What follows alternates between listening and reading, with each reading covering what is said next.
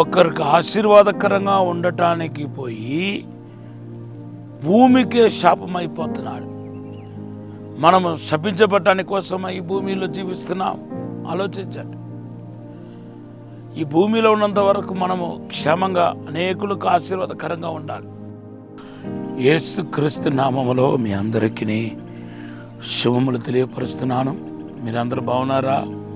దేవుని యొక్క కృప, దేవుని యొక్క శక్తి, బలము మిమ్మల్ని ఈ దినాల్లో ఆవరించాలని నిండుగా ప్రార్థన చేస్తున్నాను. మిమ్మల్ని దేవుడు చేసింది అప్పు ఇవ్వటానికి కోసం, దేవుడు మిమ్మల్ని చేసింది తలగా ఉండటానికి కోసం. ఇది కనుక మీ జీవితంలో కనబడకపోతే ఈ రోజు నుండి దేవుడు ఆ స్థాయికి మిమ్మల్ని తీసుకొని రాబోతున్నానని మాట్లాడుతున్నాను. మిమ్మల్ని బలమైన ఆత్మతో నింపి అభిషేకించబోతున్నానని మాట్లాడుతున్నాను. ఈరోజు దేవుడు మీకు ఇచ్చిన వాగ్దానం ద్వితీయోపదేశకాండం 28వ అధ్యాయం మొదటి 2 వచనము. దేవుని బిడ్డలారా, కొద్ది దినాలుగా మనము ఆదికాండం మొదటి 3 అధ్యాయం గురించి ధ్యానం చేసుకుంటూ వస్తున్నాం. దాంట్లో ఇప్పుడు ప్రత్యేకంగా మనం ధ్యానం చేసేది ఏంటంటే ఆదికాండం 3వ అధ్యాయం 9 నుండి మనం చదివితే ఆదాము ఎలాగా శపించబడ్డాడో వాటి గురించి మనం లోతుగా ధ్యానం చేసుకుంటూ వస్తున్నాం. ఆదికాండం 3వ అధ్యాయం 12 నుండి 16 వచనాలు చదివితే దేవుని బిడ్డలారా, ఆదాము ఏ విధంగా శపించబడ్డాడు, అవ్వ ఏ విధంగా శపించబడ్డాయి, తర్వాత సర్పం ఎలా శపించబడింది, భూమి ఎలా శపించబడింది, తర్వాత ఈ యొక్క సర్పంతో పాటు అన్ని జంతువులు కూడా శపించబడ్డాయంట. ఇవన్నీ మనకు పరిశుద్ధ గ్రంథంలో స్పష్టంగా ప్రభు పలికి ఉన్నాడు. ఆదాముకు పలుకబడిన శాపాన్ని గురించి మనము చూడబోతున్నాం. ఆదాము గురించి దేవుడు పలికిన శాపం ఏంటంటే చూడండి, ఆదికాండం 3వ అధ్యాయం 17వ వచనంలో రాయబడి ఉంది, నీ నిమిత్తము భూమి శపించబడి ఉంటది. ఒకరికి ఆశీర్వాదకరంగా ఉండటానికి పోయి భూమికే శాపమైపోతున్నాడు. మనము శపించబడటానికి కోసం ఈ భూమిలో జీవిస్తున్నాం. ఆలోచించండి. ఈ భూమిలో ఉన్నంత వరకు మనము క్షేమంగా అనేకులకు ఆశీర్వాదకరంగా ఉండాలి. మీ లైఫ్ 10 మందికి తోడ్పడాలి, 10 మందికి మేలు కలగాలి, నువ్వు బాగుండాలి. కృపాక్షేమం నీ పైన ఉంది కాబట్టి, దేవునికి ఆశీర్వాదం ఉంది కాబట్టి మీరు బాగుండాలని దేవుడు కోరుకుంటున్నాడు. కానీ మీరు ఆశీర్వాదకరంగా ఉండబోయి అనేకులకు మీరు శాపమైపోతే అది ఎందుకు ఈ జీవితం అని అనిపించదా? చెప్పండి.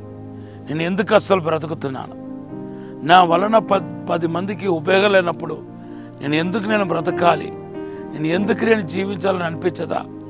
నువ్వు ఇతరులకు ఆశీర్వాదకరంగా కాకపోతే ఇతరుల అభ్యంతరానికి, ఇతరుల యొక్క పాపానికి, ఇతరుల యొక్క శోధనకి, ఇతరుల యొక్క శాపానికి నువ్వు కారకుడు అవుతే ఖచ్చితంగా చెప్తున్నాను, ఈ జీవితం దేవుని ఆయాసపెట్టే జీవితముగా, ఇంకా దేవుని దుఃఖపెట్టే జీవితముగా ఉంటే అని చెప్పటంలో ఎటువంటి సందేహం లేదు. రెండవదిగా ప్రభు పలికిన మాట ఏంటంటే, నువ్వు శ్రమించి ఈ యొక్క జీవన శైలిని, నీ యొక్క జీవాన్ని కొనసాగాల్సి వస్తుందని ప్రభు మాట్లాడాడు. దేవుని బిడ్డలారా, అప్పుడు దాకా దేవుడు ఒక ఉన్నత స్థాయిలో ఒక రాజులాగా దేవుడు చూశాడు. ఎప్పుడైతే ఈ స్థాయికి రావాల్సి వచ్చిందో ఇది కంప్లీట్గా పడిపోవటాన్ని చూపిస్తుంది. ఎలాగైతే అరుణోదయ నక్షత్రం పైనుండి రాలిపోయి కింద పడిందో అలాగే ఆదాము కూడా ఒక ఉన్నత స్థాయిలో ఆయన పలికితే చాలు ఆయన కావాల్సిన ఆకారాలన్నీ ఆయన కనపడేది అనమాట. ఆయన ఆశపడితే చాలు దాన్ని స్వీకరించే పొందుకుంటున్న అద్భుతమైన అనుభవంలో ఉన్నాడు. కానీ ఎప్పుడైతే దేవుని చేత శపించబడ్డాడో బైబిల్ చెప్తుంది ఆయన సర్వాన్ని కోల్పోయాడు, ఆయన కిందకు త్రోసివేయబడ్డాడు.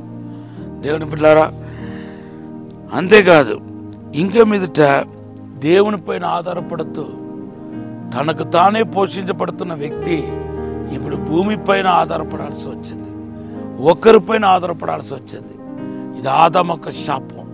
అవును, మనం భూమిపైన లేకపోతే మనుషులపైన ఆధారపడితే అది శాపం అని యెరెమయా గ్రంథం 17:5 రాయబడి ఉంది.